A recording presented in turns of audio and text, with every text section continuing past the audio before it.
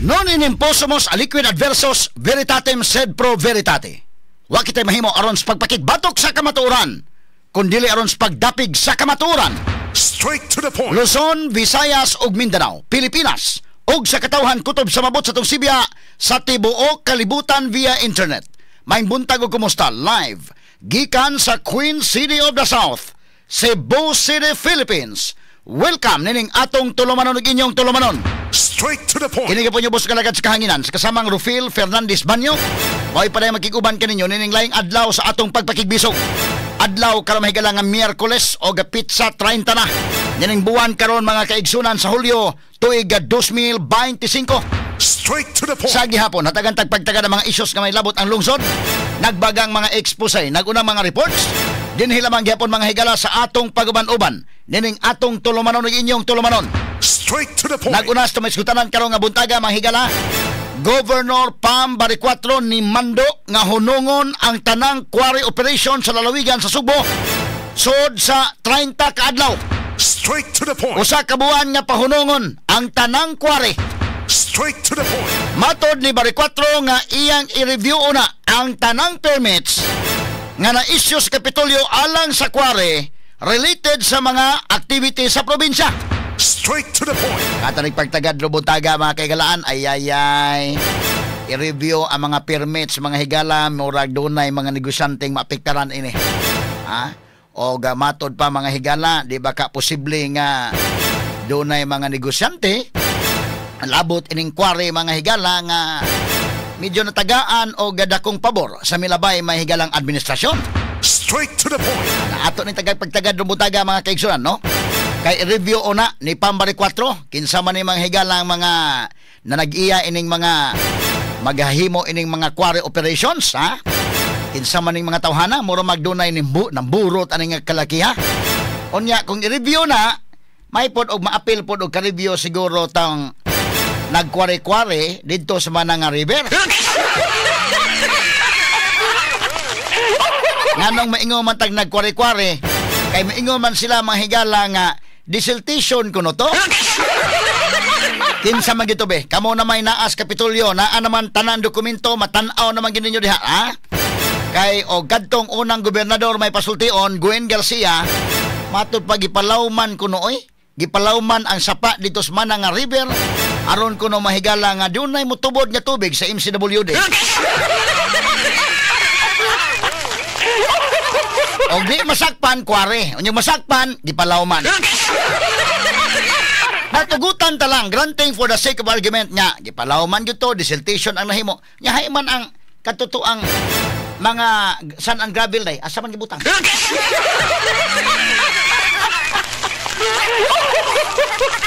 Hain man to gibutang, di ba gibaligya man? Natay pagtagadlong buntaga mga higala sa atong paban-uban usab nining atong tulumanon ug inyong tulumanon. Straight to the point. Samtang sa Cebu City pod, Cebu City Mayor Nestor Archibald ni Mando sab nga pugnan una ang pagpatrabaho sa Phase 5 sa Cebu City Medical Center. Human na diskubre ang kakuwang sa kumplito o detalyado nga plano alang niini. Straight to the point. Sa baning kalakiha mahigala nga nung kuwang man sa detalye na. Kato sa nagpagtagad karong buntaga sa panuban usab nining atong tulumanon ug inyong tulumanon.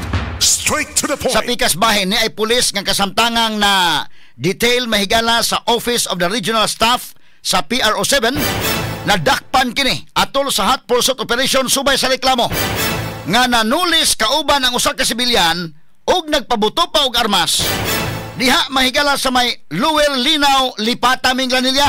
Straight to the point. Sa po'y nakaon ini mong pulis, inay mo bantay sa mga tulisan, inay mo magbantay mga mahigala nga ma-safety ang publiko nga dili tulison. Mao na mahinoy nangunay panulis. Sabay nakaon ani niya. Di ba kani adik-adik, di ba kani nadaot ang utok or baka dunay daghang gibuhing pamilya. Wa maigong sweldo nga unta mga kaigsunan gipadak-an naman ang sweldo panahon ni President Rodrigo Duterte. Straight to the sa point. kalakiha wa sa masayod nga unsay iyang trabaho isip pulis. Kadaghang mga nangandoy dinha mahigala nga mahimong pulis. Kadaghang mga ni-graduate mga kaigala ag criminology dinha nga nangandoy mga kaigsunan nga maapil sa lista unta nga mamahimong makatraining o mamahimong hingpit nga pulis Daghay nangandoy anang makasulot anang unipormiha. Pero karon na anak ka dinha wa nimo ang pingi. Ato ni tagag pagtagad ng buntaga mga kaigsunan sa tupaman-uban usab nining atong tulumanon ug inyong tulumanon. Straight to the point. Samtang sa kauluhan sakop sa gitawag og Duterte Block nga mga senador, sama nilang senador Rodante Marcolita mao'y naghupot. Naghupot karon sa gamahanan nga Senate Blue Ribbon Committee. Straight to the point. Sa kay unang imbestigahon ni Senador Marcolita ning kalakiha. Di pa ka ni mahigala katong nangawat mga kahigalaan sa pundo sa flood control project. Straight to the point. Yan yung klarohon nga nag-imbestigar kay mismo mahal presidente sa iyang State of the Nation address ni ingo naman nga pagsuroy niya kay grabing baha, sunod-sunod kung baha, sunod-sunod ang bagyo, karong buwan na lang. Day Crising in the Ken, day Dante, day Imong, tulo. Kabagyo mga higala, puting lunop. Hain naman ang flood control project. Si BBM mismo sa iya mahigalang zona, mibutyag nga nakabantay siya nga dunay mga anomalya, dunay mga kickback nga nahitabo, dunay for the boys nga nahitabo, ug daghan pa mahigala mga guni-guni, matod pa ni ining flood control project. Straight to the point. Kinsa may mga responsable ining billions man mo ni unahon, billions kini mahigalang kantidad. In fact, ang budget karon sa DPWH, trillion, yang usao man na, ngano man nga grabe man kinawatay. Atong tan-awon may galag unsay action ani ni Senador Rodante Marcolita mga sukinting paminaw isip pa mao karoy chairman sa Senate Blue Ribbon Committee.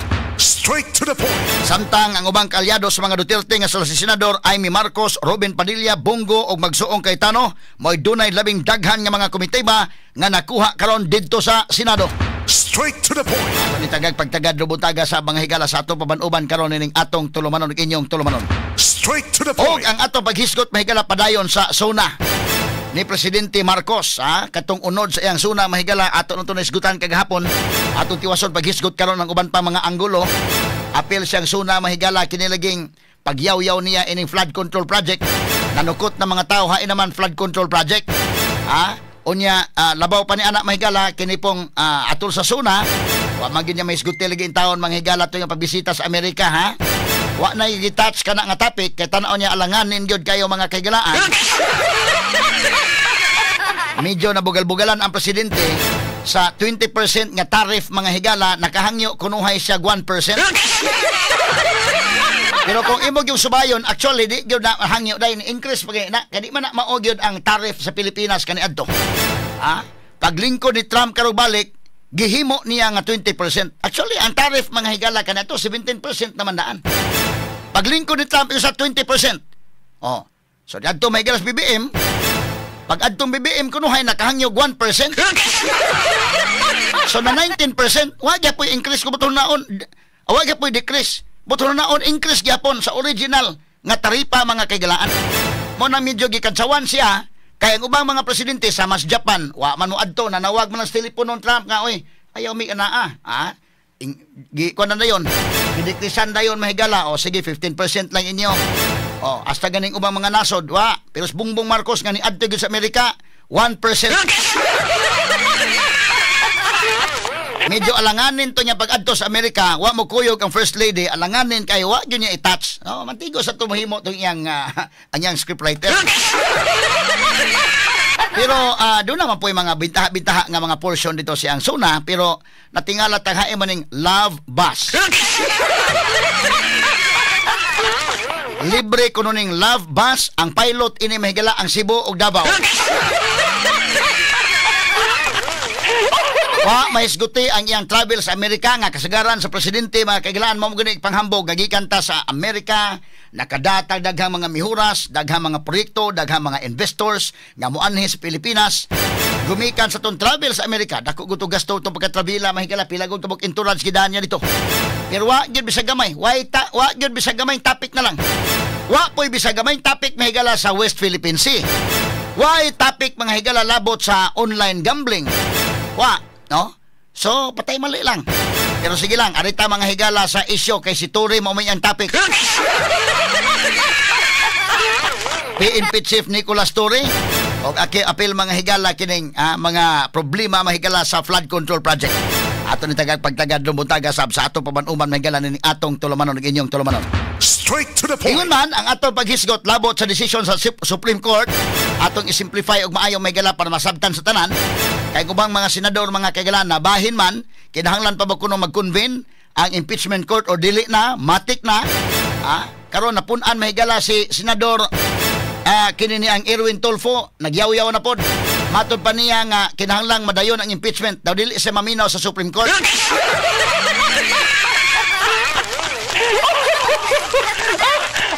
At pagtagad tingali sa unahon ng Erwin mas labaw pa sa Supreme Court. Kini uguban pa ang mga isdutanan niyo mabati exclusive over DYHP RMN Cebu 612 sa dial sa inyong mga radyo sa 93.9 IFM. Serbisyo publiko gikan sa mong lukhan, sa kanunay DYHP #1.